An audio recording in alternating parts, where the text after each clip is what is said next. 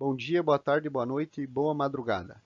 Meu nome é Andrei, a professora responsável é a docente Mestre Fabiane. Eu vou falar um pouquinho sobre a previsão do tempo e sua aplicação no jogo Pokémon Go. Primeiramente, eu começo com o conceito de sensoriamento remoto. No significado das palavras, sensoriamento quer dizer obtenção de dados através de sensores e remoto quer dizer algo à distância, algo feito à distância. O conjunto dessas duas palavras pode significar a obtenção de dados captados à distância por meio de sensores. Para Florenzano, sensoriamento remoto é a tecnologia que permite obter imagens e outros tipos de dados da superfície terrestre por meio da captação e do registro de energia refletida ou emitida pela superfície. Diante do conceito trazido pelo autor, pode-se inferir que o sensoriamento remoto utiliza tecnologias para mandar os sensores para o espaço para buscar a radiação refletida ou emitida pela superfície terrestre. Com isso, obtém dados sobre a Terra, gerando informações importantes, tais como previsão do tempo, registros históricos, ajuda na agricultura de precisão, dentre outros. Aqui nesse significado aqui, as tecnologias, nós conhecemos no sensoriamento remoto como plataformas também, que é onde o sensor vai acoplado até chegar ao espaço. Segundo o IMET, a meteorologia é a ciência que estuda a atmosfera e os fenômenos atmosféricos.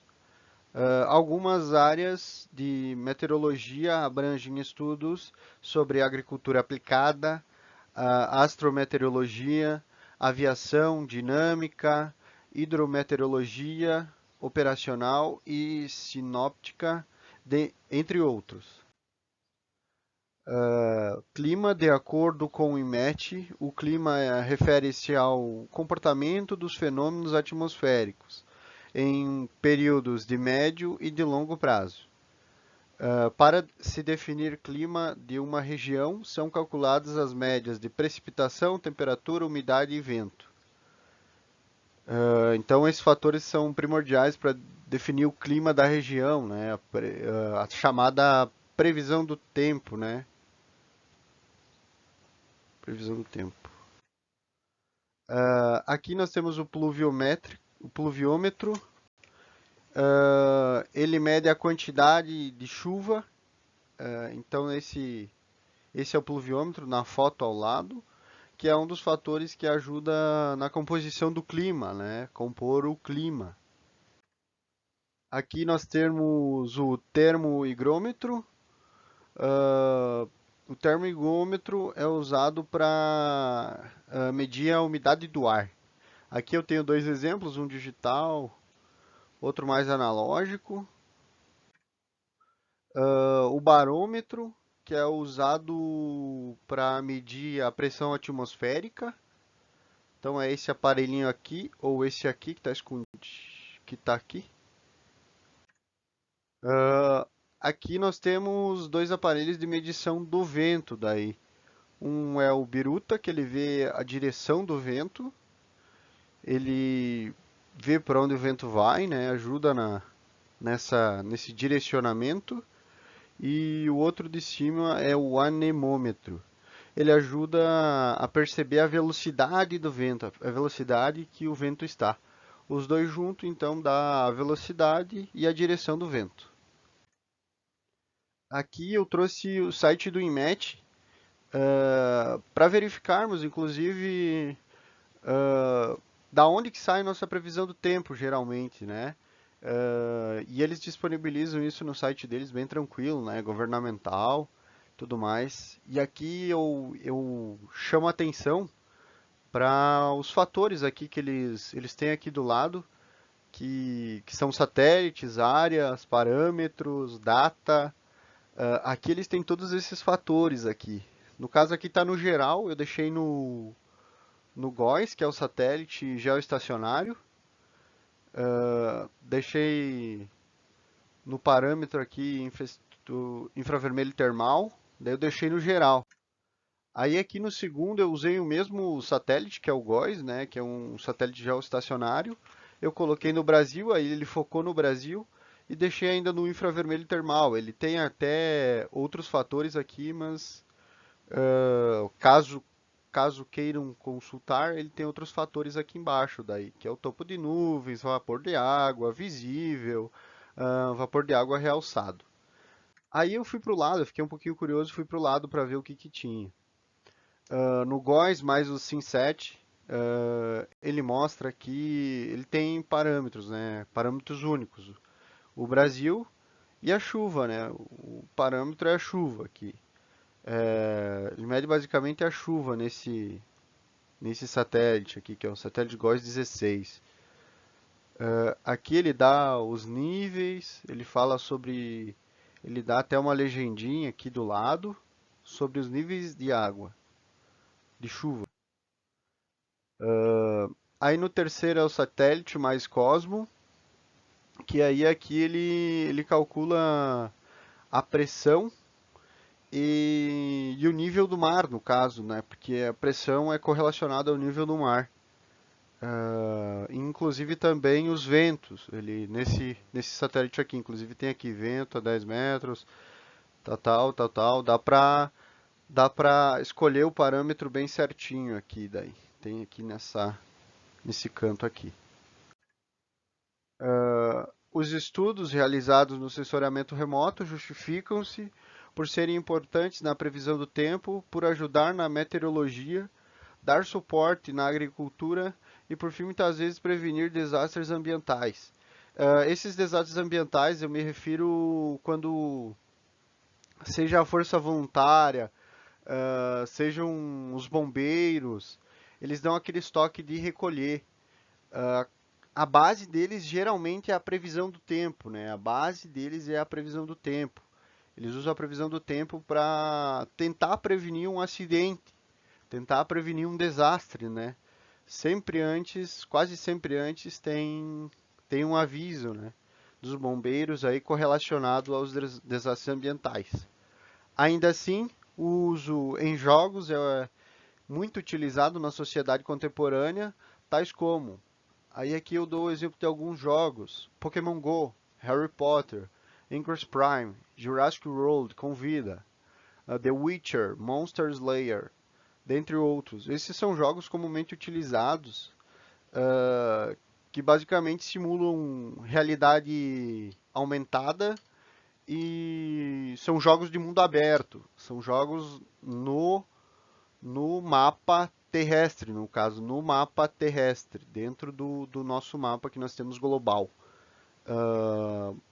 Muitas vezes baseado no Google, no Google Maps, no Google Earth, que seja, ou até no OpenStreetMaps. Aqui eu já trago direto para o jogo Pokémon Go daí, o clima no jogo Pokémon Go. Eu tenho aqui como está relacionado com o tipo de aparição de Pokémon no jogo ou o tipo de fortalecimento do Pokémon no jogo, o clima. Quando o clima está meio aberto ou ensolarado, os Pokémons do tipo fogo, grama e terra eles são mais fortes. Quando o tempo está parcialmente nublado, os tipo normal e tipo pedra eles ficam mais fortes e eles aparecem mais na natureza. Eles aparecem mais no jogo para serem capturados. Quando o sol tá no, quando o tempo está nublado, quando o clima está nublado, nós temos o tipo fada, o tipo lutador e o tipo venenoso aqui. Eles aparecem com muito mais frequência. Aqui embaixo até eu tenho escrito em português também. Todos os tipos de clima que são comumente no jogo, eles são bem genéricos, mas dá para ter uma ideia de como o clima tá, de como está acontecendo no jogo o clima, né? Aí eu tenho aqui o jogo em ação. Até eu mostrei ele abrindo o jogo e tudo mais. É interessante destacar que ele demora para carregar, ele é normal assim, em função de que ele carrega muitos dados sobre o mapa, muitos dados sobre os Pokémon em si. Ele carrega muitos dados sobre a realidade virtual, né? A nossa realidade normal também. E ele vai carregando assim. Eu vou mostrar aqui.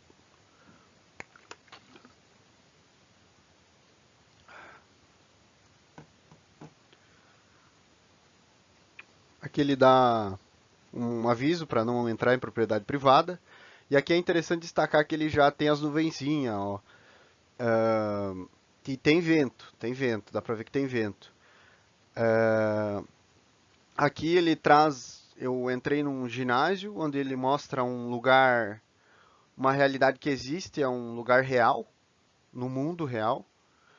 E aqui é interessante destacar as nuvens, o vento que passa. Inclusive eu cliquei no clima.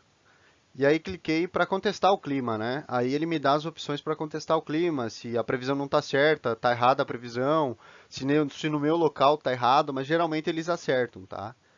Aqui tem os ventos passando, dá para ver, é bem evidente os ventos. Por isso que a previsão tá os ventos e tem esse símbolozinho aqui da pipinha. Esse é o aviso porque eu estava no carro e eu estava em deslocamento. Aí ele dá aviso para não dirigir e usar o celular, digamos assim. Aqui tem um monumento histórico, eu estava passando pela Brigada Militar. É interessante destacar as cores no jogo. Ah, essas cores elas são falsas em função de que elas não existem no mundo real. Aqui também outro quesito importante é a forma como é demonstrado o marco aqui. Esse marco é um marco, digamos assim, geográfico e histórico, porque ele tem os dois viés, né? Ele foi um marco que é geográfico, é um marco pontual e, e é histórico, porque é uma história que aconteceu aí, né? Aqui nós temos já aparecendo os Pokémons aqui. Aqui é um ginásio, que é o prédio histórico do Castelinho aqui de Erechim. E ele mostra claramente o. E aí tem a história do lugar. Quem não conhece o lugar vai aprender a história do lugar só caminhando. Só caminhando ou só clicando no ginásio de longe mesmo, ele já aprende a história do nosso castelinho, que é uma história muito boa, que é um prédio histórico que já foi tombado, inclusive, e tudo mais. Interessante destacar que como eu vou caminhando, vão aparecendo os Pokémons. Como aqui hoje está no Ventoso, aqui aparece um Pokémon do tipo voador, aqui outro Pokémon do tipo voador. Eles ficam mais fortes no jogo quando tem vento. Aqui é outro local, que é a Câmara Municipal de Vereadores. Eles só tiram foto, os próprios jogadores fazem upload desses dados, fazem upload do mundo real. E aqui é a nossa praça. Aqui é interessante destacar a falsa cor, né, que existe aqui, porque isso aqui na verdade não é assim, né? Ah, aqui, não sei se deu para notar, mas no cantinho superior, do lado aqui do clima, embaixo do clima, aparecia uma bússola. Essa bússola indicando o norte sempre, né? O que está em vermelhinho aqui é o norte. Então é muito interessante porque está indicando o norte para nós e é uma orientação, né? E a falsa cor está presente pelo motivo de que aqui esses locais aqui são prédios. Aqui até eles já estão fazendo um formato de prédios aqui e tudo mais. Aqui tem a catedral e tudo mais, mas ainda no jogo não é algo real, né? Não é algo que foi colocado ainda no jogo. Mas eles têm projeto para isso, de colocar prédios em 3D ali para o pessoal, né? Aqui a falsa cor. Aqui teria o chafariz, mas como o chafariz é um formato oval, aqui eles fizeram um quadradinho, né? Um retangular. Mas é muito interessante o jogo porque ele traz coisas do mundo real e aplicações do sensoriamento remoto, né? São conceitos muito muito importante para nós na nossa formação. Inclusive a previsão do tempo que tu pode contestar a qualquer momento, tu pode dizer que está errada, daí eles vão ver se está errada mesmo, eles vão ver naquela célula se está tudo certo, se está errado. Esse jogo também ele é embasado também no mapa do OpenStreetMaps, que é um mapa que tu pode alterar a qualquer momento, qualquer pessoa pode alterar. É lógico que tem a avaliação de outras pessoas, mas pode alterar. As minhas considerações finais foi que com esse trabalho foi possível perceber que o sensoriamento remoto está presente no dia a dia de todos. Sendo assim, entende-se que este componente contribui diretamente na rotina de todos, de forma direta ou indireta. Às vezes a gente não percebe que está utilizando o sensoriamento remoto. Às vezes a gente não percebe, por exemplo, no jogo, a gente não percebe que está utilizando o sensoriamento remoto praticamente a todo instante, né? Só que na realidade está utilizando sim, é uma forma indireta, né? É uma forma diferente de usar.